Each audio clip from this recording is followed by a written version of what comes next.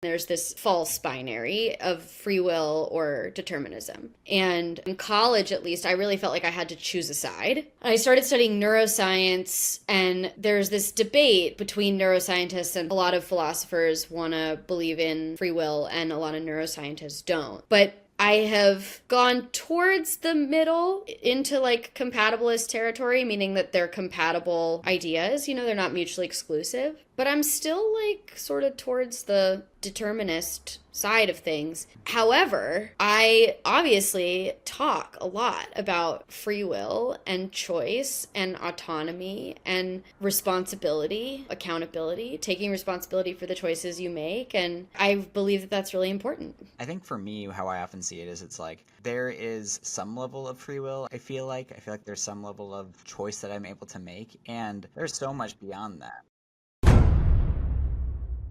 I was listening to, I think, a podcast episode, and you were talking about, I feel like, being a compatibilist and more towards determinism with like faith and some of these different things. Can you share what is your like perspective on that?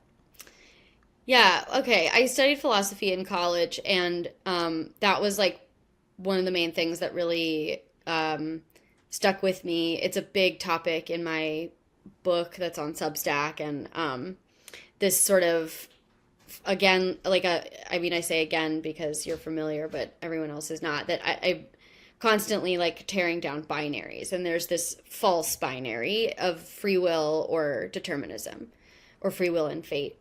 And I think at one point, in college at least, I really felt like I had to choose a side. Hmm. I started studying neuroscience, and there's this debate between neuroscientists and philosophers. A lot of philosophers want to believe in free will, and a lot of neuroscientists don't. That's not like 100% the case on those two camps, but there is this kind of ongoing debate. And so I, at first, was really like, wow, yeah, I guess we don't really actually have free will. Everything is sort of predetermined, but we have the experience of free will, or the illusion of free will, which is really important for being a person in the world. But, if you stop believing in free will, then like the justice system crumbles. The whole idea that like anyone should be punished for anything crumbles. And I mean, I'm still pretty firmly there, like let's topple the justice system as it is right now. But I have gone towards the middle into like compatibilist territory, meaning that they're compatible ideas, they're not mutually exclusive. But I'm still like sort of towards the um, determinist side of things.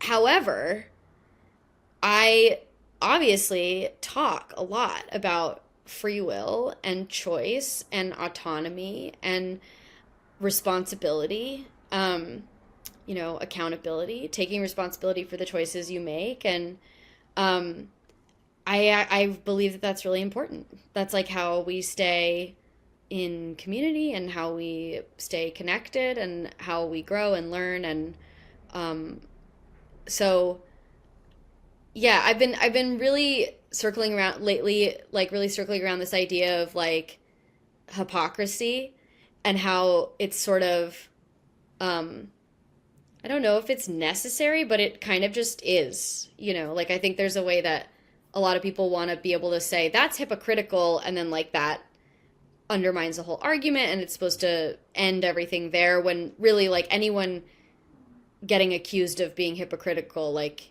it's not effective. I mean, I think we're seeing that with like what's going on in Gaza right now. Like, there's people who are going to justify their hypocrisy in any way, shape, or form, and so an accusation of that doesn't really mean anything.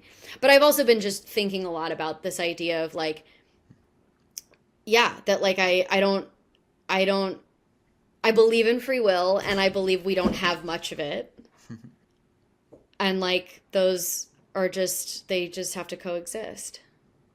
Yeah. So they are somehow both happening at the same time. And I think for me, how I often see it is it's like there is some level of free will. I feel like there's some level of choice that I'm able to make, and there's so much beyond that. Like even if you took a sort of a an understanding of like karma, right? There's like kind of three different words of what they use for karma. Like one of them is literally just like, hey, you were like born and you didn't choose your parents, you didn't choose all these different things, you didn't choose like all the historical events that led up to this moment in time where you are, and that has huge ramifications for your entire life, and you don't get to choose that or a lot of the things that happen after that. But like there is like a little bit of stuff that you can choose in between to go a different direction, to create a new path and to jump into it. I even think of like I think it's Marcus Aurelius has this as a quote where it's you'll either be you can either run to fate or be dragged by it. And so there's like a sense of Mm. like, well, maybe it's just about my attitude that I feel in the thing that I've been given. Yeah, I think there's something about I was watching this thing that went viral with Andrew Garfield recently. It was just like a silly, dumb thing, like reality TV show that he was on for a second, and he asks his interviewer if she knows the difference between fate and destiny. Um, and then she like blasts past it, and he never explains it. So but I was like I was like, what is it? And I Googled it, and there's they're related obviously, but like destiny is a sense of purpose, and then your sort of your where free will comes in is like accepting it or denying it. So like working towards it, or resisting it. Um, and I do think that there's like steps along the way on any kind of journey in life that we have a certain amount of choice in. But I do think that we're largely a product of everything that came before, and the people who raised us, and the society we live in, and the opportunities we've been given. And I mean, I even think about like I'm a writer, but I'm a writer because my mom was a magazine editor. My dad has a journalism degree. His mom was a writer. Like I come from a lineage of writers. So that's what I do. I don't know that I would be doing it, and there's no way to know if I would be doing it if I had been, I don't know, like adopted or something. Hmm.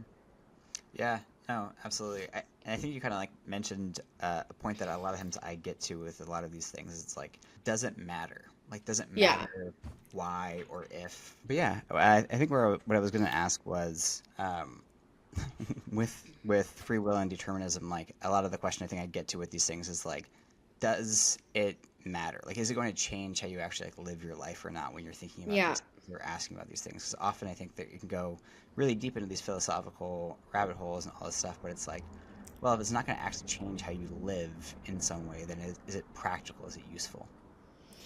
Well, I think for some people it really would change how they live. I Mm. don't think it has super changed how I live. Um, I have a a really strong like Jewish community in LA, and I go to Torah study weekly, and one of the guys at Torah study who I've become friendly with, we're like very unlikely friends. He's like, I think he's in his 60s. He like won't say his pronouns when we introduce ourselves. Um, he's a really funny guy, and we've like struck up this unlikely friendship. And he I said something about like the parsha that we were reading one day, and I was like, I would just feel so guilty if I oh, I was saying, I feel like this is relevant, that because it was about like who gets punished and who can kill whom if someone kills like your brother, let's say.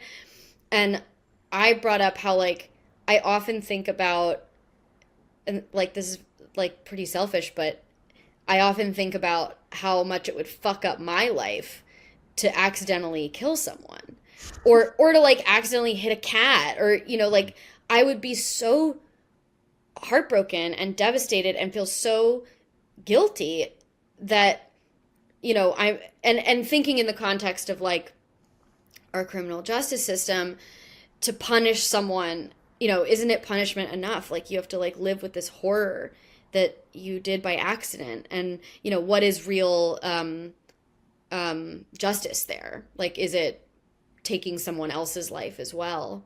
Anyway, I said this and about feeling guilty, and he was like, how could you feel guilty if you're a determinist? Which also was hilarious because it just meant that he had like remembered that about me, like from our Torah study session. So it was very, very sweet. But anyway, the point being, like, while I experience free will, it isn't, whether or not I believe that we have much of it isn't affecting how I live my life. I still go around trying not to kill people by accident, and like, and thinking, it wouldn't matter if it was like, I don't know. I mean, don't we all feel like regret or like, oh, I would do that differently? And it's like, well, if I were really living in such a way where like my lack of a belief in free will, or my belief that we don't have free will, if it were changing how I were living, then I would be able to say like, well, that's what was supposed to happen. And that's just like not what it's like to be a person, I think. Yeah, no, I resonate with that a lot. I mean, that was why I started a blog that I think I did like two blog posts on when I first got out of college. And I wrote this like piece that was essentially I think it was like my closed mind on free will. And it was basically, my argument was like, nobody actually operates as if they don't have free will. Yeah. And like, that was kind of my experiential argument for it, was just like, well, nobody actually operates that way. Nobody actually goes through life as if they are just a cog in the wheel, or fully is like, oh, well, that was supposed to happen. No one is like that detached and emotionless. And like, I think that means something. Maybe not. Maybe we are just all in our own movie, but I feel like the human experience is, I don't know, my own basis for truth. So, yeah. Well, I would also flip it and look at it like even someone who doesn't believe in free will would wants other people to act as though they have free will. Hmm. Like if I don't believe in free will and you keep like bumping into me, and I'm like, well, Cameron can't control that, or like that's happening because it's supposed to be happening. Hmm. Like that would be absurd. I want you to take responsibility for yourself and what you do, your behavior, your words. Um, Even if I don't believe that we have much free will. Yeah, yeah. No, I agree.